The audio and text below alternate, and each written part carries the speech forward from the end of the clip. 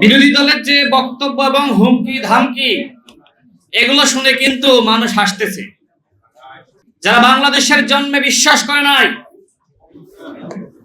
তাদের হাতে কি দেশের সার্বভৌমত্ব নিরাপদ? বন্ধুগণ, In the heart of the city rises a destination built for greatness.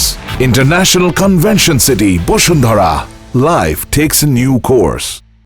বাংলাদেশের মাননীয় প্রধানমন্ত্রী সফলভাবে দেশকে নেতৃত্ব দিচ্ছেন, সে সময় বিরোধী দল নানান ধরনের হুমকি দিচ্ছে।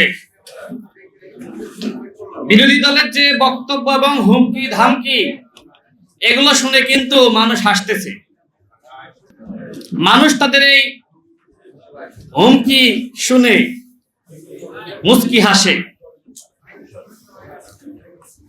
যারা বাংলাদেশের অস্তিত্বে বিশ্বাস করে না, যারা স্বাধীনতা চায়নি, যারা মানচিত্র চায়নি, তারা আজকে বাংলাদেশে বিরোধী দল হয়েছে। এটি জাতির জন্য অত্যন্ত লজ্জা। আপনারা কি বিশ্বাস করেন যারা বাংলাদেশে,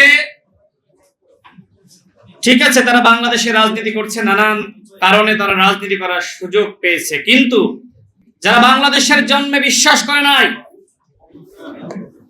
তাদের হাতে কি দেশের সার্বভৌমত্ব নিরাপদ? বন্ধুগণ, কোনোভাবেই তাদের হাতে দেশের সার্বভৌমত্ব নিরাপদ নয়।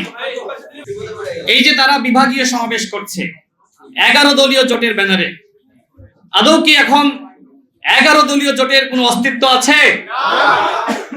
এখন 9 দলীয় জোট। নিজেদের ভাঙনই তো ঠেকাইতে পারতেছেন না।